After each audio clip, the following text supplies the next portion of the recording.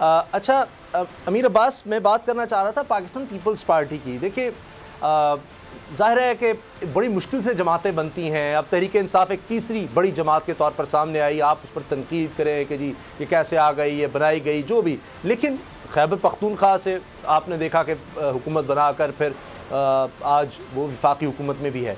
लेकिन peoples party का एक दौर रहा है, आज़ाद कश्मीर भी उनकी हुकूमत रही, गिलगित बल्तिस्तान में भी रही।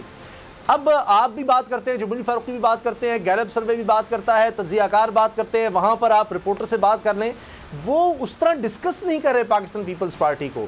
ये मुल्क की नेशनल पॉलिटिक्स के लिए कोई अच्छी चीज़ नहीं है कि कोई भी जमात आती है, बड़ी मुश्किल से एक उसकी लेगेसी होती है, और फिर वो सुकड़ते सूबे तक महदूद हो जाए, और उसके बाद यहाँ तक बात हो रही हो कि शेख रशीद साहब कह रहे हैं कि अब आज़ाद कश्मीर के बाद हम सिंध में भी हुकूमत तहरीक इंसाफ बनाएगी। तो ये अजीब बात नहीं है अमीर अब्बास? देखिए, उसामा चौधरी अब्दुल मजीद साहब प्राइम मिनिस्टर थे पीपल्स पार्टी के राजा फारूक हैदर साहब से पहले, और चौधरी अब्दुल मजीद साहब की जो गवर्नमेंट थी उस पर करप्शन के बड़े इल्ज़ामात थे, और वो इल्ज़ामात लगाने में तहरीक इंसाफ तो थी उस ज़माने में, लेकिन तहरीक इंसाफ उतनी बड़ी पार्टी नहीं थी। तो वो इल्ज़ामात उस वक़्त सबसे ज़्यादा लगाए थे PMLN ने। अच्छा, इसी तरह से गिलगित बल्तिस्तान में मेहदी शाह चीफ मिनिस्टर थे इनके, और मेहदी शाह साहब की जो गवर्नमेंट थी उसके ऊपर भी करप्शन के इल्ज़ामात, बैड गवर्नेंस के इल्ज़ामात, वो किसने लगाए? वो भी PMLN ने लगाए। अब पीपल्स पार्टी उधर से भी फारिग हो गई, पीपल्स पार्टी आज़ाद कश्मीर से भी फारिग होगी। हालांकि आज़ाद कश्मीर इस खित्ते में पीपल्स पार्टी का एक वोट बैंक रहा है। पीपल्स पार्टी वैसे ही आप समझ लें बायो पार्टीजन सिस्टम था। PMLN और पीपल्स पार्टी दो बड़ी पार्टियाँ थीं। तहरीक इंसाफ तो 2011-12 से पहले मेन स्ट्रीम पॉलिटिकल पार्टीज में शामिल ही नहीं की जाती थी, ये तो किसी गिनती में भी नहीं थी। तो पीपल्स पार्टी का एक वोट बैंक था जो कि ग्रेजुअली कम होता चला गया। पीपल्स पार्टी इन दोनों खित्तों से तो आप छोड़ दें, पूरे पाकिस्तान में सिमट कर पहले सिंध में, फिर सिंध से भी वो रूरल सिंध की पार्टी रह गई, यानी अर्बन सिंध से भी वो बिल्कुल ख़त्म हो गई। इसमें सबसे ज़्यादा जो क्रेडिट या सेहरा जाता है ना, वो जरदारी साहब के सर जाता है। जरदारी साहब ने पीपल्स अपनी पॉलिसीज़ की वजह से, जरदारी साहब ने अपने माशाल्लाह ज़बरदस्त विजन की वजह से, अपने तर्ज सियासत की वजह से पीपल्स पार्टी का जो नुकसान किया है, वो नुकसान ज़ियाउल हक भी नहीं कर सका पीपल्स पार्टी का। और उसके बाद फिर बिलावल साहब जब आए तो वेरी अनफॉर्चुनेट कि बिलावल एक यंग पॉलिटिशियन, बाहर के अच्छे तालीमी इदारों से पढ़ा हुआ नौजवान, कोई ज़ाती बैगेज नहीं है, कभी इलेक्ट नहीं हुआ, कोई करप्शन के अपनी ज़ात के ऊपर कोई इल्ज़ाम नहीं है। लेकिन बिलावल का जो तर्ज सियासत है वो वही तर्ज सियासत है उसामा जो टिपिकल थर्ड वर्ल्ड पॉलिटिशियंस का तर्ज सियासत होता है। तीसरी दुनिया के, पसमानदा दुनिया के जो टिपिकल पॉलिटिशियंस होते हैं ना, जिस तरह उनका तर्ज सियासत है, बिलावल साहब को भी तर्ज सियासत है। लोगों को बहुत जल्द डिसअपॉइंट कर दिया बिलावल साहब। जैसे इमरान खान साहब ने माशाल्लाह 3 साल के अंदर ही सारा पानी फेर दिया ना उम्मीदों पे, इसी तरह बिलावल साहब ने बहुत जल्दी डिसअपॉइंट कर दिया उन लोगों को जो ये समझ रहे थे कि ना सिर्फ बिलावल जो है वो पीपल्स पार्टी में एक ताज़ा हवा का झोंका बन के सामने आएंगे, बल्कि वो कौमी जो हमारी सियासत है उसमें भी एक नया सितारे के तौर पर सामने आएंगे। तो बहुत जल्दी उन्होंने लोगों को मायूस कर दिया। आप उनकी लैंग्वेज देखें, आप उनकी गुफ्तगू सुने, आप उनके पॉलिटिकल जार्गन सुने, आप उनका तर्ज सियासत देखें, आप उनके फैसले देखें, आप उनकी टीम देखें, आप उनके फेसेस देखें जो बिलावल की टीम के फेसेस हैं, आपको तकरीबन वही नून लीग पीपल्स पार्टी टिपिकल वही झलक मिलेगी। तो ये दरअसल वजह है कि पीपल्स पार्टी ने बिल्कुल अपने आप को तबाह बर्बाद कर दिया है। अभी भी वक्त है कि बिलावल अपने वालिद और अपने अंकल्स एंड आंट्स के उस कल्चर से बाहर निकल के बिलावल अपनी आइडेंटिटी खुद बनाते। बिलावल की अपनी कोई आइडेंटिटी नहीं है इस वक्त पीपल्स पार्टी के अंदर। बिलावल की जो आइडेंटिटी है उस पर जरदारी साहब की और अदी फरियाल की छाप लगी हुई है। अच्छा, अब जमील, जो अब तक रिजल्ट आ रहे हैं, तहरीक इंसाफ चूँकि आगे नज़र आ रही है, 6 नशिस्तों पर वो आगे है, ट्रेंड यही लग रहा है कि तहरीक इंसाफ ही सबसे ज़्यादा लेकर जाएगी यहाँ पर सीट्स। बाज़ जगहों पर ये भी रिपोर्ट हो रहा है, क्योंकि हम तहकीक के बाद बात करना चाह रहे हैं, ऐसी न कर दें, लेकिन बहरहाल ये बात भी कही जा रही है कि अब तक तकरीबन कोई 12 सीटों पर तहरीक इंसाफ या 11-12 सीटों पर आ गया, और एक इसी तरह 2 कुछ लोग कह रहे हैं नून लीग के पास है, एक पीपल्स पार्टी, एक मुस्लिम कॉन्फ्रेंस। तो जैसे रिजल्ट आएंगे चीज़ें और वाज़ेह हो जाएंगी, मगर अभी तक रिजल्ट्स को देखते हुए जो ट्रेंड नज़र आ रहा है, तहरीक इंसाफ आगे नज़र आ रही है। तो नून लीग की बात कर लेते हैं। जमीन, क्या नून लीग का बयानिया नहीं चल रहा? उनके पीछे जाने की वजह क्या है? कहीं कहीं हमें नज़र आता है कि सियालकोट में आप देखें नून लीग ने सीट जीती, लेकिन वो उनकी ही सीट थी, उन्हीं के पास थी। तो इतना आसान नहीं होता कि एक सीट आपके पास है, पंजाब में उनका वोट बैंक भी है। हाँ, खैबर पख्तूनख्वा में उन्होंने बहुत बड़ा अपसेट किया, और जाहिर है कि उनके साबिक़ वज़ीर आला के भाई परवेज़ खटक साहब के भाई जो हैं उनके साथ जा मिले, तो वो सीट वो जीत गए। तो कहीं कहीं उनको जीत भी मिल रही है। कराची में हमने देखा, वहाँ पर नून लीग हार गई, उन्होंने कहा जी धांधली पीपल्स पार्टी ने कर दी। तो अगर हार रही है नून लीग, तो क्या चीज़ें हैं जिनको नून लीग सही नहीं कर रही, या बयानिया गलत है, या आज़ाद कश्मीर में डेवलपमेंट नहीं गिना सकी? क्या हुआ? 5 साल उनके पास हुकूमत रही, मरीम साहबा की तकरीर में चीज़ें क्यों नहीं नज़र आई कि देखें हमने आज़ाद कश्मीर को किस तरह बदल दिया, ये हमने काम किया, ये रोड्स थी, ये काम कर दिया। अगर चलो लोड शेडिंग की सिर्फ बात की, बाकी उन्होंने क्यों नहीं 5 साल की कारकर्दगी लोगों के सामने रखी? अगर वो हार रहे हैं तो क्या वजह है?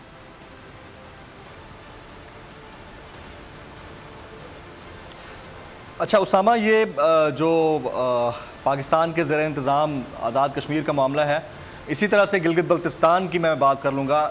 यहाँ पर जो पब्लिक होती है वो माजी की गवर्नेंस से ज़्यादा फ्यूचर के अंदर एक्सपेक्टेशंस के ऊपर वोट कास्ट कर रही होती है। ये हमें बड़ा केयरफुली रियलाइज़ कर लेना चाहिए।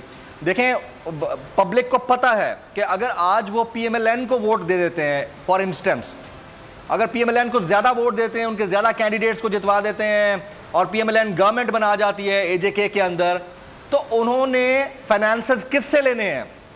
पाकिस्तान के विफाक से लेने हैं। पाकिस्तान के विफाक ने 10 तरीके से उनको सपोर्ट करना है, फंडिंग्स में, फाइनेंसिंग में, बजट्स के अंदर, 10 तरीकों से। गो के अपेरेंट नहीं होती चीज़ें, लेकिन होता है।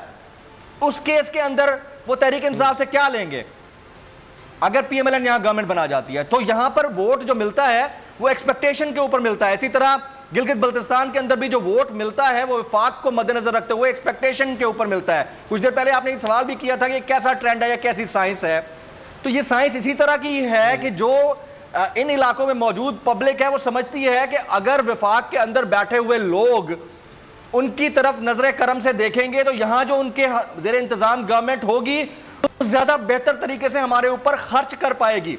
माजी की डिलीवरेंस से ज्यादा फ्यूचर की एक्सपेक्टेशंस मैटर करती हैं, और उनको मद्देनजर रखते हुए ट्रेंड्स बनते हैं। तो अभी ट्रेंड जो है वो यही है।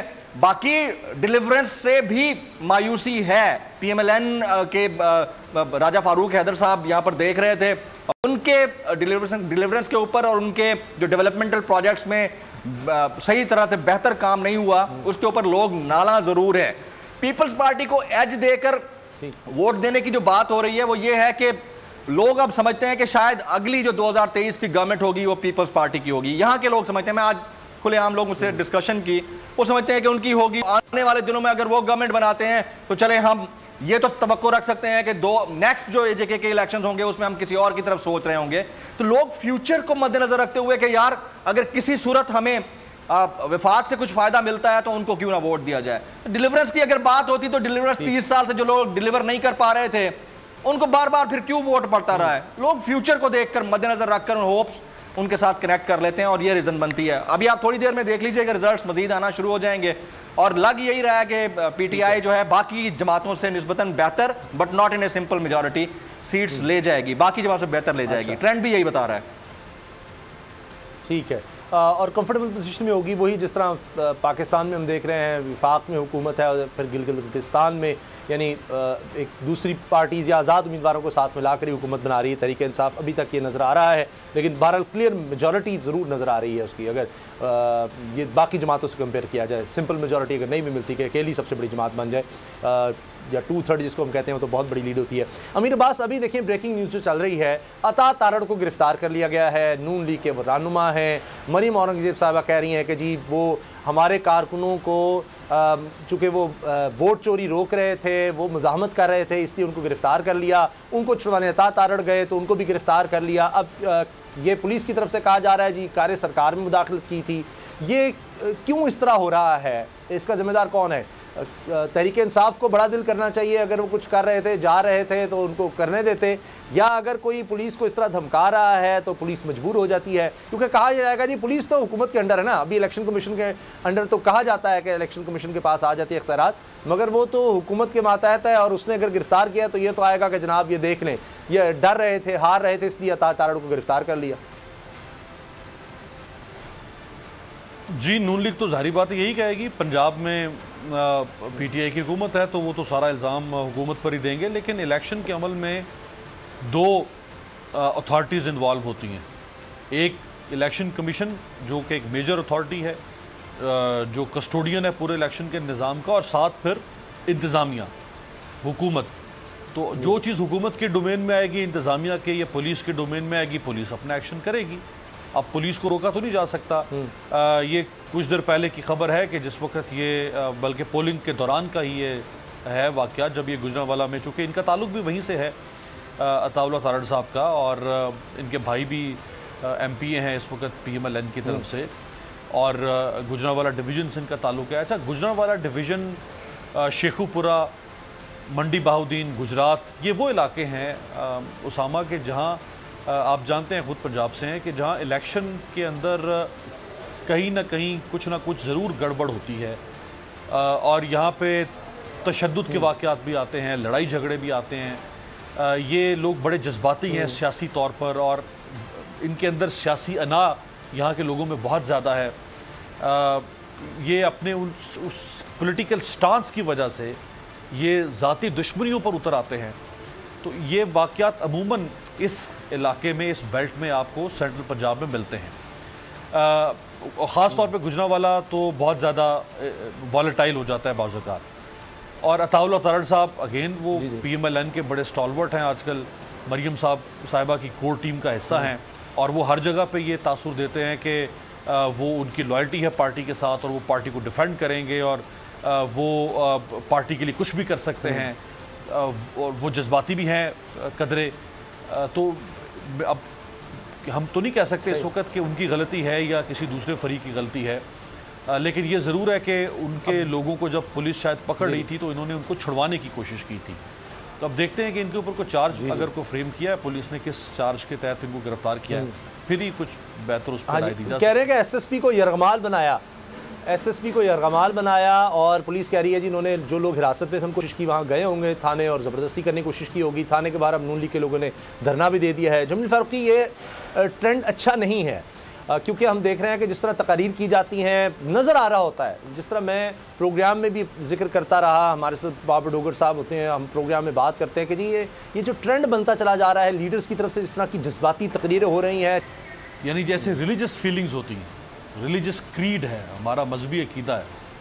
अगर आप सियासत को उस अकीदे की तरह से देखना शुरू कर देंगे तो फिर सियासत के अंदर आपको वायलेंस और रिजिडिटी नज़र आना शुरू हो जाएगी, और यही इस वक्त पाकिस्तान की सियासत पे हो रहा है। ख़ास तौर पे ये जो पिछले 3 साल हमने देखे हैं, इन 3 सालों में जब से PTI एक बड़ी पॉलिटिकल फोर्स बनकर और गवर्नमेंट में आ गई, और 2 बड़ी पॉलिटिकल पार्टीज़ को उसने शिकस्त दी, उनको सियासत से बाहर कर दिया, नून लीग बिल्कुल ही ताकत से बाहर हो गई, पीपल्स पार्टी सिंध की हद तक सिमट गई। तो इन दोनों पॉलिटिकल पार्टीज़ ने तहरीक इंसाफ को के लिए अकोमोडेशन ख़त्म कर दी, और उन्होंने ये तय कर लिया कि तहरीक इंसाफ को पॉलिटिकल प्रोसेस, पॉलिटिकल सिस्टम से माइनस करेंगे। और तहरीक इंसाफ ने भी ये तय कर लिया कि इन दोनों को हर हालत में कुचलेंगे। तो ये अब सियासत नहीं हो रही है इस मुल्क पे उसामा, अब इस मुल्क में नफरत है, जंग है, इस मुल्क में कदूरत है, बुग़्ज़ है, सियासत के नाम पर मुनाफ़कत हो रही है। और आप देख रहे, आपने देखा ना ये पिछले 3 हफ्ते में कश्मीर के इलेक्शन में क्या कुछ हुआ, जिस तरह की ज़बान इस्तेमाल की गई, जो कुछ मरीम नवाज़ ने एक खातून होते हुए इमरान खान साहब के बच्चों के बारे में जो कुछ कहा, जो कुछ अली अमीन गंडापुर ने मरीम नवाज़ को कहा, यानी ये बातें कब, यानी पब्लिकली मासेस में, जलसों पे, लाउड स्पीकर पर, स्टेज पर ये बातें कब होती थी? कुछ कोई भरम होता है माशरे के अंदर, कोई रख रखाव है, कोई वैल्यूज़ हैं, वो जो ख्वाजा आसिफ साहब कहते हैं कोई शर्म होनी चाहिए, कोई हया हो। तो ये किस तरफ हम लेकर जा रहे हैं सारे मामले को? अब मैं तो उस दिन से डर रहा हूँ कि जिस दिन खुदा न खास्ता ये इमरान खान, शहबाज शरीफ, बिलावल ये आमने सामने तीनों हो गए, ये तीनों एक दूसरे का के गरेबान पकड़ लेंगे। अभी तो ये नीचे अताउल्लाह तारड़, अली अमीन गंडापुर, इस लेवल पे ये सब कुछ हो रहा है ना। ये बैद नहीं है कि ये उस पॉलिटिकल टॉप नॉच लीडरशिप के मामले पर ये सब शुरू हो जाए जिस नहज पर ये जा चुके हैं। अच्छा पहले भी था, खैर ऐसा नहीं है, अब कुछ सुनने वाला ये ना समझ ले कि मैं किसी की साइड ले रहा हूँ, कि पहले भी था, नून लीग और पीपल्स पार्टी के ज़माने में रहा 90 की दहाई में, लेकिन बीच में कुछ अरसे के लिए ये चीज़ें कम हुई, अब फिर ये शुरू हो गया। और उसकी वजह है अदम बर्दाश्त, यानी नून लीग पीपल्स पार्टी सिर्फ एक वजह है, और वो ये कि नून लीग और पीपल्स पार्टी इमरान खान को बर्दाश्त करने को तैयार नहीं है। वो किसी सूरत में भी इमरान खान को पॉलिटिकल सिस्टम में नहीं देखना चाहते और उसकी पार्टी को वो माइनस करना चाहते हैं। और इमरान खान ने भी उनको चोर कह के ना चोरी रिकवर की ना कुछ और किया, सिर्फ उन्होंने ये लिप सर्विस कर करके इतना उनको अपने खिलाफ कर दिया और उनके वोटर्स को और सोसाइटी को इतना पोलराइज कर दिया है पॉलिटिकली कि लोग भी आपस में लड़ रहे हैं, लीडर्स भी आपस में लड़ रहे हैं। गंदी, यानी जो कुछ फरदौस आशिक अवान और वो पीपल्स पार्टी के एमएनए जो है उनके दरमियान जो कुछ हुआ है, जो कुछ कादर पटेल, मुराद सईद को कहते हैं, कौमी असेंबली के फ्लोर पे खड़े हो मंदोखेल, हाँ, तो ये तो आप देखते जाए ना। अच्छा अब आप जरा इसी को अपनी सोसाइटी के साथ रिलेट करें। ये जो नूर मुकद्दम जिस लड़की के साथ जो कुछ इस्लामाबाद में हुआ, आप तसव्वुर कर सकते हैं कि ये एक जिंदा मुआशरे के अंदर इस किस्म का काम हो। ये तो दाइश वाला काम था जो उस शख्स ने किया, जो उस्मान मिर्जा ने किया। ये मुआशरे को आप, ये मुआशरा जिंदा इंसानों का मुआशरा नहीं रह रहा। सोसाइटी डीह्यूमनाइज हो रही है, डीह्यूमनाइज। इंसानियत का फैक्टर इस मुआशरे से निकलता चला जा रहा है। और आपकी नजर में इसकी कोई और दलील हो सकती है, जमील की नजर में कुछ और, मेरी नजर में इसकी जो दलील या इसका जो जवाब है वो आपकी पॉलिटिक्स, चूंकि पॉलिटिक्स जो है वो सियासत जिंदगियों और मुआशरे के साथ जुड़ी होती है। जब आपकी सियासत इस तरह से हो जाए ना, जब आपका सियासतदान इस तरह से हो जाए, तो फिर आप लोगों से, अवाम से, मुआशरे के, समाज के बंदरों से किसी तहजीब अखलाकियात की तवक्को नहीं कर सकते। और अभी आप इंतजार करें, अभी तो ऐसा गंद होने जा रहा है। आप देखिएगा 2023 के इलेक्शन में 2 साल और फिर 2023 का इलेक्शन, आप ऐसी गालियां सुनेंगे अब। और ये जो लोग, हम लाइव इस ब्रॉडकास्ट है, जो लोग, जो पाकिस्तान की अवाम अब सुनने जा रही है, देखने जा रही है आगे, ये तो कुछ भी नहीं है जो हुआ है 3 सालों के अंदर। ये जो आप तारड़ साहब का दिखा रहे हैं, जो 3 हफ्ते में आजाद, कुछ भी नहीं है। ये अभी 2 साल और फिर 23 का इलेक्शन करे। वैसे इन्होंने किसी की मां नहीं छोड़नी, किसी की बहन नहीं छोड़नी, इन्होंने किसी का दर नहीं छोड़ना, दीवार नहीं छोड़नी। चलें अमीर, आपने हमारा साथ दिया इस ट्रांसमिशन में, बहुत बहुत शुक्रिया। आपको कहीं जाना है, आपको उसका बहुत शुक्रिया। जमील फारूकी हमारे साथ है। जमील, ये बातें सही हैं अमीर की कि जिस तरह हम नफ़रतें बो रहे हैं, यानी एक पॉलिटिकल पार्टी का एक आदमी है तो आप उससे यूँ समझें कि जी ख़ानदान से ताल्लुक़ ख़त्म कर देना है अगर आपने दूसरी पार्टी में जाना है। तो ये हो ही नहीं सकता कि जनाब एक पार्टी में होते हुए आप किसी दूसरी पार्टी के बंदे से मिल लें या कर लें। और हम अब आहिस्ता ये चीज़ असम्बली में देख रहे हैं, ये ज़्यादा ख़तरनाक है कि असम्बली में भी हम देख रहे हैं, सेनेट में हम देख रहे हैं कि किस तरह के जुमले कैसे जाते हैं, किस तरह का एक दूसरे के ख़िलाफ़ रवैया नज़र आता है। ये ख़तरनाक ट्रेंड नज़र आ रहा है। क्या आपको लगता है कि आने वाले वक्त में ये रिवर्स होगा या ये बढ़ता जाएगा? क्योंकि गिलगित बल्तिस्तान के इलेक्शन में हमने देखा बहुत कुछ हुआ, वहाँ धरना भी दिया गया इलेक्शन कमीशन के सामने, वहाँ पर तोड़ फोड़ भी हुई। अल्लाह ना करे कि अब इस तरह का वाक़या मज़ीद हो। हमने आज़ाद कश्मीर के इलेक्शन में देख लिया। तो अब उसके बाद मान लिया सबने किसी ना तरीके जी वहाँ भी धांधली हुई थी, फिर बयाना तक रह गया। ये आज़ाद कश्मीर के इलेक्शंस के बाद भी ये होगा या आपको ख़तरा नज़र आ रहा है कि ये ट्रेंड इसी तरह चलता रहेगा 2023 के जनरल इलेक्शंस तक?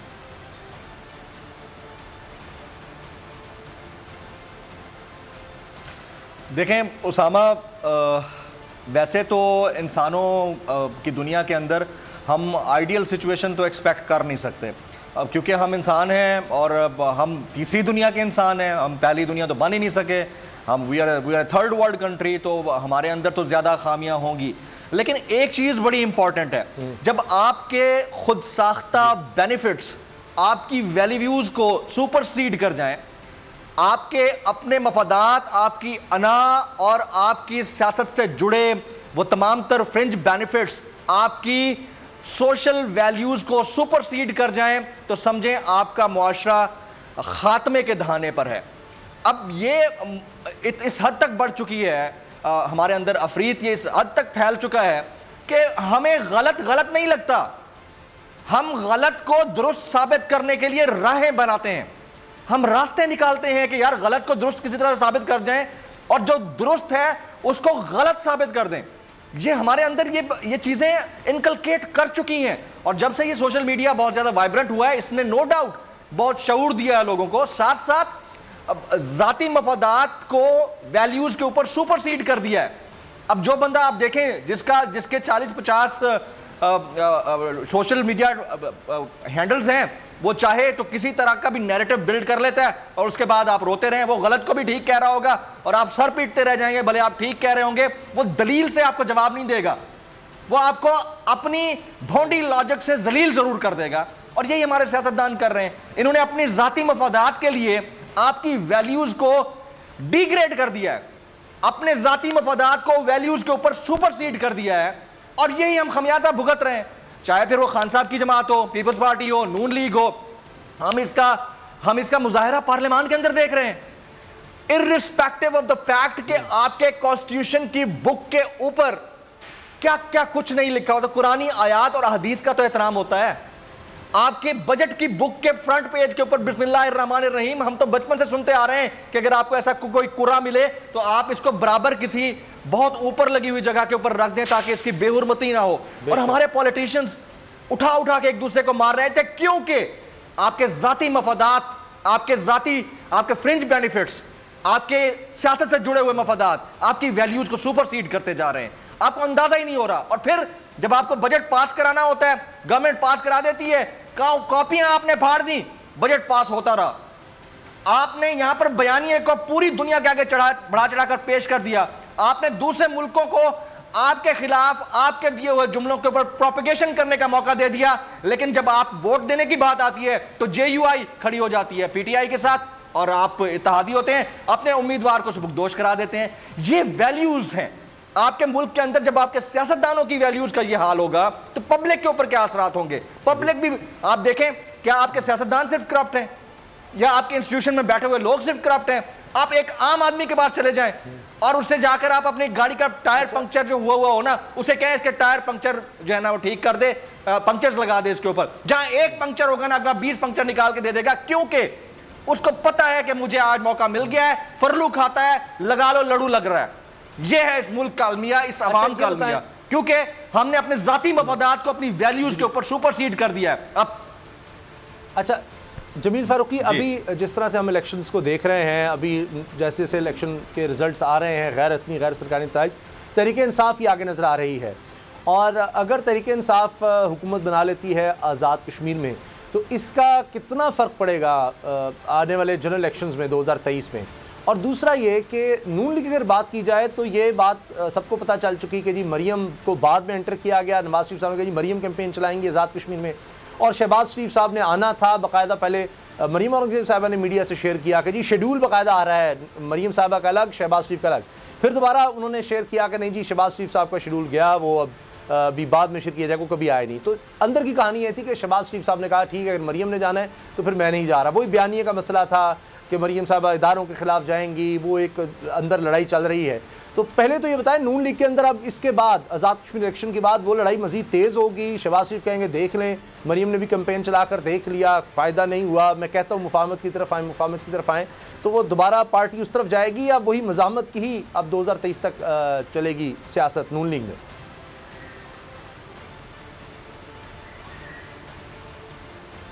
देखें उसामा, एक बात तो it is very much visible, अगर PMLN सीटें कम लेती है जितनी उनकी तवक्कुआत थी, तो मरियम नवाज शरीफ साहिबा का जो बयानिया था उसके ऊपर डेंट पड़ता नजर आएगा। आपको शहबाज शरीफ साहब अपनी पार्टी के अंदर मजीद मजबूत होते हुए नजर आएंगे।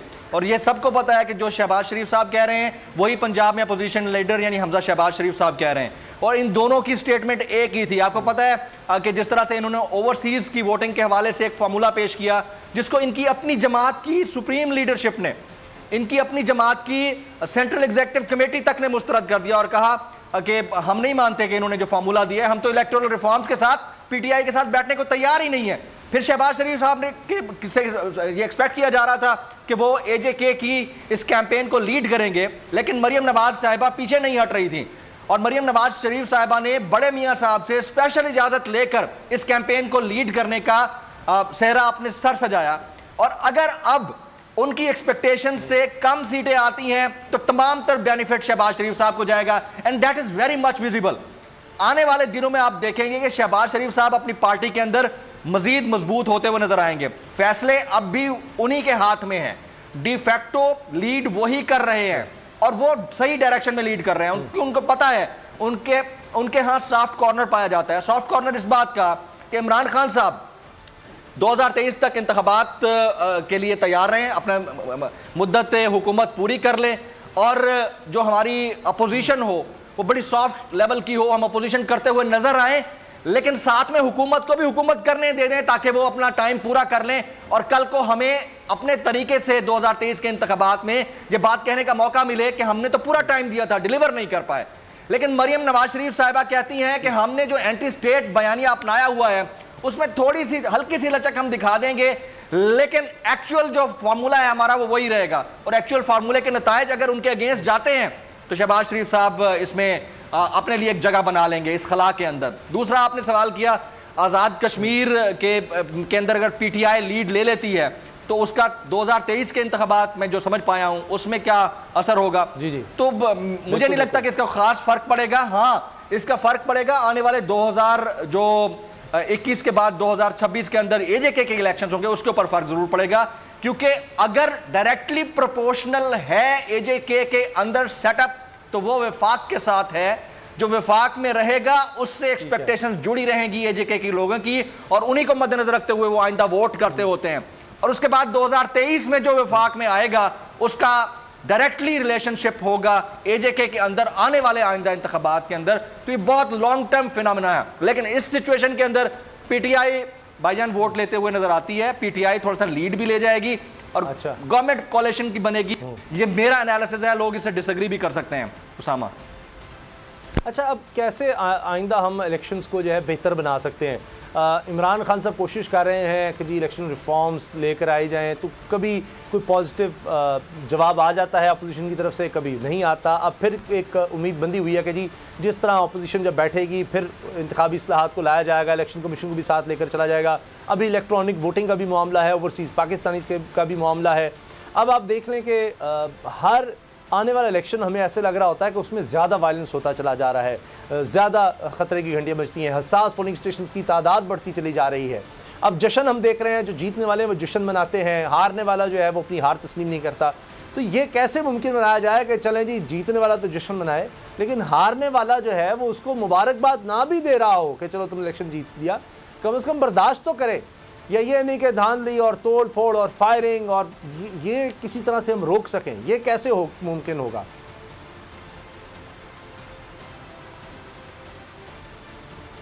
देखें, ये तो फर्स्ट वर्ल्ड कंट्री यानी अमेरिका जैसे मुल्क के अंदर भी मुमकिन नहीं हो पाया। उनसे ज़्यादा सिविलाइज्ड हमारी तीसरी दुनिया के लोगों के लिए तो शायद ही कोई होगा। कि आपको पता है कि कैपिटल हिल के ऊपर किस तरह चढ़ाई कर दी ट्रंप के हामियों ने, और मेरे ख्याल में अमेरिका की तारीख में ऐसे मनाजर पहले नहीं देखने को मिले थे।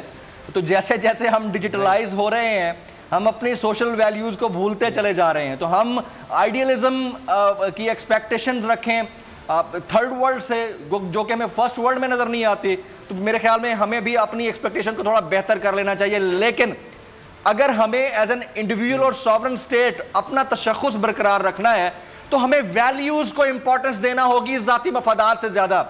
हमने अपने बड़े बुजुर्गों से सीखा था कि बेटा कभी पैसों को, कभी अपनी अना को, कभी अपने मफाद को अहमियत ना देना। जहां तुम्हें लगे कि तुम्हारी वैल्यूज ज़्यादा इंपॉर्टेंट है, तुम्हारी वैल्यूज, तुम्हारी सोसाइटी के कल्चरल नॉर्म्स ज़्यादा इंपॉर्टेंट हैं, और तुम्हें अपने इर्द गिर्द लोगों को दिखाना है कि तुम किस तरह के फैमिली सिस्टम से ताल्लुक़ रखते हो, तो तुम वैल्यू को प्रेफर करना। यहाँ वो वैल्यूज़ की प्रेफरेंस वाला मामला नहीं है। और रही बात इलेक्टोरल रिफॉर्म्स की, इलेक्टोरल रिफॉर्म्स जब करने हो तो कोई करने को राज़ी नहीं होता। दोनों अपोजिशन की जमातें, अब दो बड़ी मेजर स्टेक होल्डर्स दोनों नहीं चाह रही कि इलेक्टोरल रिफॉर्म्स हो। इनको यहां पर भी इमरान खान की नीयत में शक नजर आता है कि खान साहब ने अगर इलेक्टोरल रिफॉर्म्स किए, ईवीएम मशीन को एनफोर्स कराने में और उसके जरिए इंतखाबात करवाने में वो कामयाब हो गए, तो ये तो ओवरसीज के भी वोट ले जाएंगे और यहां एक की जगह 4 वोट पड़ जाएंगे। तो भाई आप इस मुल्क को पर्ची सिस्टम के साथ जुड़ा रहने देने के ऊपर प्रेफर कर रहे हो। आप चाहते हो कि इस मुल्क के थाने के अंदर अगर कच्ची एफआईआर कटती है तो वो उसी पर्चे के ऊपर कटती रहे। पूरी दुनिया डिजिटलाइज हो चुकी है। लंदन में, अमेरिका में लोग अपने घरों में बैठकर, दूसरे ममालिक में बैठकर ऑनलाइन वोट कास्ट कर रहे होते हैं। वहां पर भी एहतमाल नहीं होता, और अगर होता भी है कि रशिया उनका सॉफ्टवेयर हैक कर लेगा, तो कम से कम आप डिजिटलाइज होने को तो प्रेफर करते हैं। हमारे यहां डिजिटलाइज होने को प्रेफर ही नहीं किया जा रहा। आप कहते हैं कि स्टैंप का अगर एक कोना थोड़ा सा साइड पे लगा है तो वो लगा रहा है, उससे वोट मुस्तरद हो जाए, लेकिन मैं इसको कंप्यूटर के जरिए नहीं करने दूंगा। आप चाहते ही नहीं है कि आपकी जो आवाम है वो नेटवर्किंग के जरिए थोड़ा फर्दर फ्यूचर एक्सपेक्ट करे। हमारे यहां तो वो सिलसिला ही नहीं है भाई। ह्यूमन एरर का चांस या टेक्निकल एरर का चांस पूरी दुनिया में हर तरह के इंतखाबात में होता है। कम से कम इस मैनुअल एरर के चांस से तो कम होगा ना। अगर आप करना चाहें तो वहां भी कर सकते हैं, करना चाहें तो यहां भी तो हो रहा है। यहां का कम हो रहा है मैनुअल सिस्टम के अंदर, यहां क्या कम हो रहा है कि आप ठप्पा कहीं और लगाएं और उसको जो चाहे मनसूख करना चाहे आप क्या कर सकते हैं। यहां तो चांस ज्यादा है एरर का, तो ये चीज नहीं करना चाह रहे।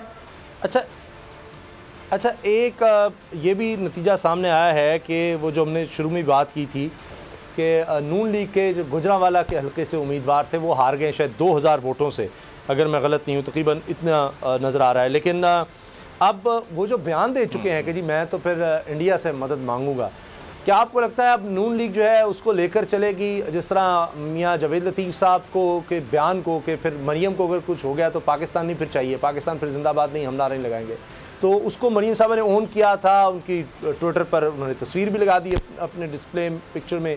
तो अब इनको भी इसी तरह चलाया जाएगा, इसी तरह लेकर चलाया जाएगा, इनको भी वो हीरो बनाएंगे?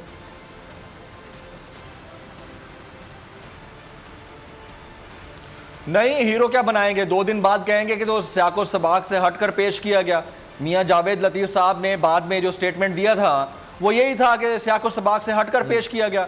और मरियम नवाज शरीफ साहिबा ने खुद यहाँ पर जो खड़े होकर कश्मीर कॉज को डेंट पहुँचाया है बार बार अपनी तकारीर के दौरान, क्या उसके ऊपर वो आकर स्टेटमेंट देना पसंद करेंगी कि उन्होंने बार बार कश्मीर कॉज को हिट किया है? आज़ाद कश्मीर के इंतखाबात में आपको आज़ाद कश्मीर के अवाम की बात करनी चाहिए थी। आपने कभी ये बात नहीं की कि मोदी वहां पर क्या कर रहा है, मोदी की एक दफा आपने बात नहीं की है।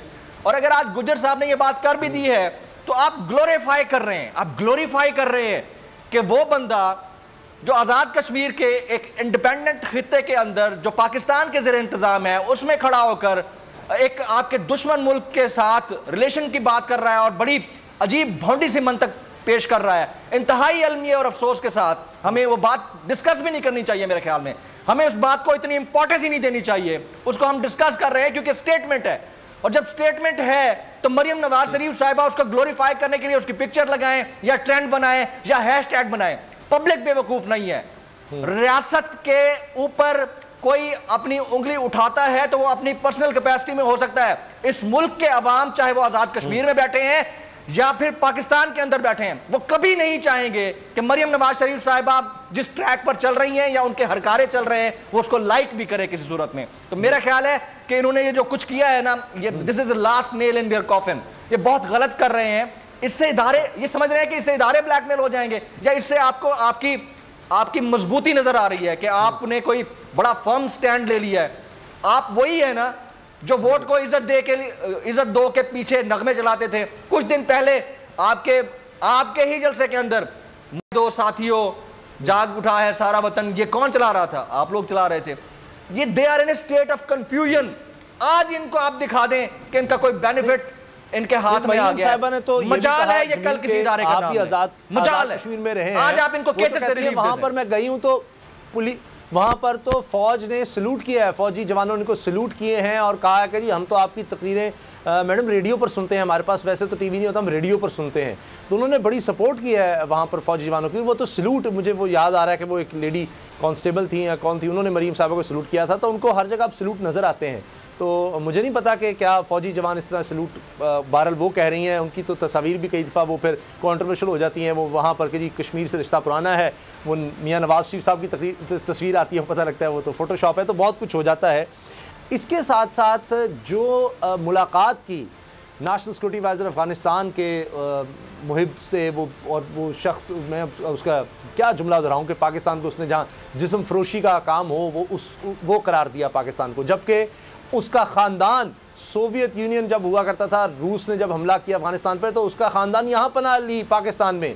तालिबान के दौर में भी जब तालिबान की हुकूमत अफगानिस्तान में, तब उसके ख़ानदान ने पनाह पाकिस्तान में ली और अब पाकिस्तान को गालियाँ निकालता है।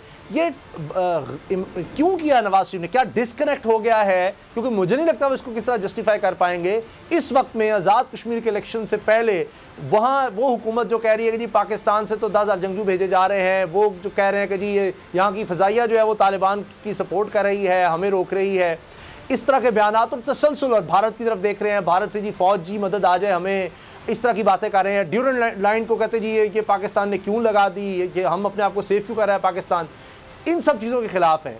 तो उस शख्स से मिलना ऐसे वक्त में इसको समझ नहीं आती।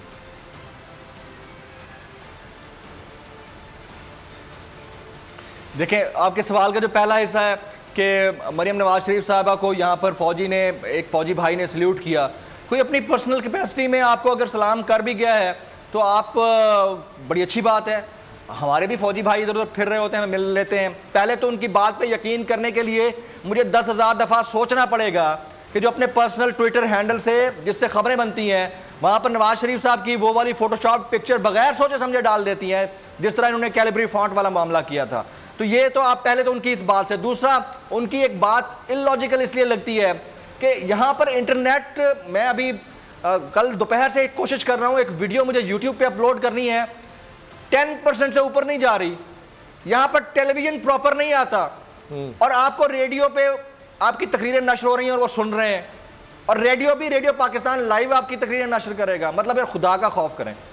रेडियो पाकिस्तान भी बड़ी मुश्किल से आता है, यहां पर एफएम का तो कॉन्सेप्ट ही नहीं है। कौन से रेडियो के ऊपर इनकी तकरीर लाइव ब्रॉडकास्ट हो रही होगी?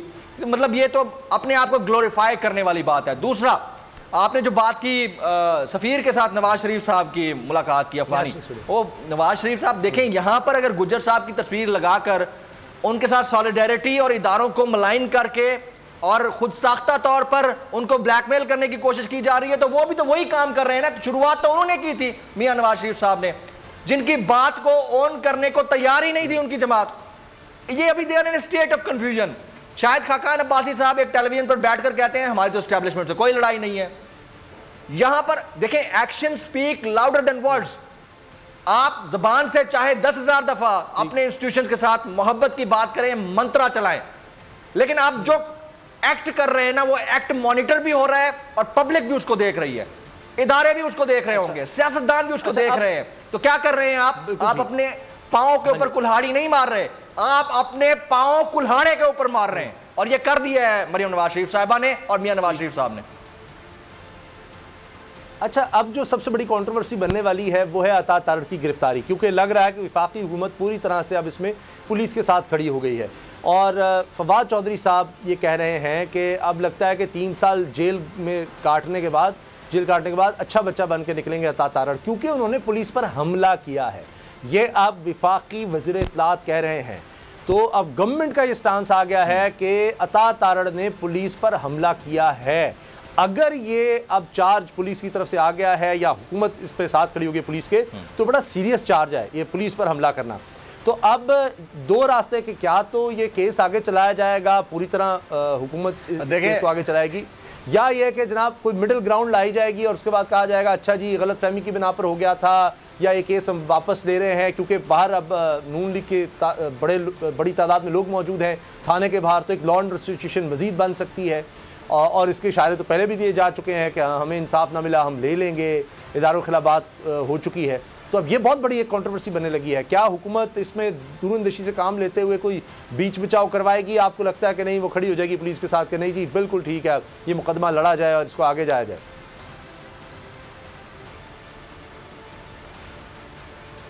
उसामा, sometimes I feel कि खान साहब is surrounded by a bunch of goons। जिसका कद छोटा होता है ना, उसका कद अगर बड़ा करवाना है ना तो इनके हुकूमती वुज़रा और तर्जुमानों से करवा लें। मतलब राना सनाउल्लाह साहब के साथ आपने क्या कर लिया, बाद में तो आप प्रूफ नहीं कर पाते।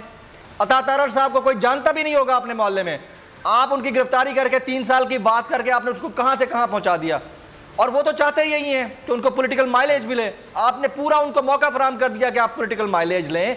तो खान साहब के इर्द गिर्द जो मौजूद लोग हैं उनको तो पहले चाहिए कि आप लोग अपने केसेस के ऊपर तवज्जो दें जो आपने बनाए हैं। आज तक एक भी चीज आप साबित नहीं कर पाए। यानी आप इनके तर्जुमानों से लेकर वुज़रा तक इनसे पूछ लें कि कोई एक आपने ऐसा केस हो जिसमें आपने रिमार्केबल अचीवमेंट हासिल की हो, कोई एक केस राना सनाउल्लाह साहब से लेकर आज के तारड़ वाले वाक़े के ऊपर। और तारड़ साहब के साथ क्या हुआ है, आपने क्या किया, संडे को ये वाक़या होता है, एक आध दिन उनको माइलेज मिल जाएगी, जेल में रहेंगे, कुछ जमानत जमूनत हो जाएगी, निकल आएंगे बाहर, नहीं भी आएंगे, 6 महीने भी रहे, तो आपने क्या किया, आपने उनका कद, सियासी कद बहुत बड़ा कर दिया। और यही कुछ आप पहले करते चले आ रहे हैं। आपको लगता है कि आप ये करेंगे तो इससे कोई दब जाएगा, दबेगा नहीं, और ज्यादा सप्रेस होकर उठेगा। और ये पहले से होता चला आ रहा है। और खान साहब ने माजी में जितने भी खान साहब के इर्द गिर्द मौजूद लोग हैं वो बड़ी हरी हरी पिक्चर्स दिखाते हैं उनको। खान साहब अब हर चीज के अंदर तो नहीं बैठे होते ना। राना सनाउल्लाह साहब वाले केस के अंदर आप लोगों ने क्या कर लिया है, आपने एहसन इकबाल साहब के केस के अंदर क्या कर लिया है, शाहिद खाकान अब्बासी साहब के केस के अंदर क्या कर लिया, ख्वाजा आसिफ साहब के केस के अंदर क्या कर लिया है कि अब आप अता तारड़ साहब के ऊपर अगर एक्चुअल भी हुआ है वाकया तो मुझे ये बता दें कि आपके अंदर इतनी जुर्रत क्यों नहीं हुई कि मरियम नवाज शरीफ साहिबा जिनको आपने नैब में बुलाया था वो वहां पर रोड़े आपकी नजर में लगता है कि वो वहां पर पत्थर लेकर आई, शॉपर भर कर आई, दोबारा आप कभी उनको आप नैब में बुला ही नहीं सके। आपके इदारे अगर इंस्टीट्यूशन इतने आजाद हैं तो उनमें इतनी जुर्रत और तप्पड़ क्यों नहीं है कि वो जाकर गिरफ्तार करें किसी को। आप हाथ डालते हैं, पकड़ते हैं और उसके बाद कहते हैं ओह ये हमसे गलती हो गई, अब छोड़ दें। तो क्या है ये, जहां आपको रिलीफ देना होता है वहां रिलीफ दे देते हैं, जहां पकड़ना होता है वहां पकड़ लेते हैं, और उसके बाद आपको खुद चुपकी का सामना करना पड़ता है। This is high time for the cabinet sitting with prime minister Imran Khan. उनको सोचना चाहिए आप प्रैक्टिकली काम। एक तरफ आप बात करते हैं हमने इलेक्टोरल रिफॉर्म्स करने हैं, हमने नून लीग को साथ बिठाना है, पीपल्स पार्टी को साथ बिठाना है, आप कहते हैं हमने एनआरओ भी नहीं देना है, उधर आप गिरफ्तारियां भी कर रहे हैं। तो कुछ चीजें विजडम के साथ आती हैं, बच्चों और मोहल्ले में खेलने वाले लड़कों की तरह जो एक दूसरे के साथ रोंडी करके ना खेल रहे होते हैं, एक दूसरे के ऊपर एलिगेशन लगा रहे होते हैं, उससे निकलकर बड़े वाइज अंदाज में सोचना होगा कि आप लोग कर क्या रहे हैं। ट्रिगर कोई एक करता है, रिजल्ट कोई और दे रहा होता है, फायदा कोई और उठा रहा होता है। यही कुछ हुआ। अब देखिए खान साहब इस मुल्क के प्राइम मिनिस्टर है ना, उनके साथ अगर अली अमीन गंडापुर यहां पर खिताबात करते हुए हमें नजर आए हैं, डिस्पाइट इसके कि इलेक्शन कमीशन यहां के एजे के उसने नोटिस दिया था। और आज फिर बहाना क्या हो रहा है, मुराद सईद साहब हमारे साथ मौजूद थे, उन्होंने कहा कि जी हमें तो नोटिफिकेशन ही नहीं मिला। यानी आपके पास अपने आप को बचाने के लिए रास्ता मौजूद है, आपका कॉन्स्टिट्यूशन, आपका आइन, आपका लॉ आपको खुद रास्ते दे रहा है और आप उसका इस्तेमाल कर रहे हैं। वो मसला सारा अपने जाती मफादात का है। आज देखिएगा अता तारड़ साहब कुछ दिन के बाद जबान अपनी बंदी कर लेंगे तो इधर भी चुप हो जाएगी, कोई ना कोई बेनिफिट किसी को मिल जाएगा, इधर खामोशी हो जाएगी। It's a two way traffic. ना गवर्नमेंट अपने लेवल पर प्रिपेयर्ड है कि उसको करना क्या है, और ना अपोजिशन अपने लेवल पर सही कार्ड्स प्ले कर रही है। अपोजिशन ने भी अपने ताबूत में आखिरी कील ठोक दिया है और अपने बयानिया की वजह से ठोका है। इसका तमाम तर फायदा मियां शहबाज शरीफ साहब को, हमजा शहबाज को और उनके एलाइज को जो कि पार्टी के अंदर मौजूद हैं, आने वाले दिनों में बहुत सीरियसली होने जा रहा है। और ये कोई मामूली कमेंट नहीं, आप देखेंगे आने वाले दिनों में हमजा शहबाज शरीफ साहब और शहबाज शरीफ साहब मरियम नवाज शरीफ साहिबा के इस बयानिए के फेलियर का 100% फायदा उठाएंगे। अच्छा, बहुत बहुत शुक्रिया जमील फारूकी, आपने ट्रांसमिशन में साथ दिया, आपकी बड़ी मेहरबानी। और अभी कुछ ही देर में आप हेडलाइंस देख सकेंगे बोल्ड न्यूज़ पर, और आपको बोल्ड न्यूज़ आगाह करता रहेगा जैसे जैसे रिजल्ट सामने आएंगे। अभी तक नज़र आ रहा है कि तहरीक इंसाफ को बड़ी वाज़ेह बरतरी हासिल है और नून लीग और पीपल्स पार्टी ज़रा दूर नज़र आ रहे हैं, लेकिन देखते हैं कि सुबह तक जब रिज़ल्ट आने का सिलसिला जारी रहता है तो कितनी लीड तहरीक इंसाफ की नज़र आती है और उसके बाद की सूरत हाल किस तरह होती है। क्योंकि अब तक एक बड़ी गिरफ्तारी अता तारड़ साहब की हुई है और पुलिस का कहना है, हुकूमत का कहना है कि वो उन्होंने हमला किया है पुलिस पर, इसलिए उनको गिरफ़्तार किया गया है, जबकि नून लीग का मौक़िफ़ है कि जी ये तो पॉलिटिकल विक्टिमाइजेशन हो रही है, ये गलत है और इस पर एहतजाज किया जाएगा। और लगता है कि कल अब दिन में सबसे बड़ी खबर ये होगी कि जी ये गिरफ़्तारी हो गई है और इस पर फिर अब एक नई कंट्रोवर्सी शुरू हो जाएगी। ज़रूरत इस चीज़ की है कि आइंदा इलेक्शन को मज़ीद बेहतर करने के लिए, जिसमें ये वायलेंस ना हो, तसादुम ना हो, मिलकर तमाम जमातें बैठ काम करें और अगर कोई जीतता है तो उसकी जीत को फिर तस्लीम भी किया जाए।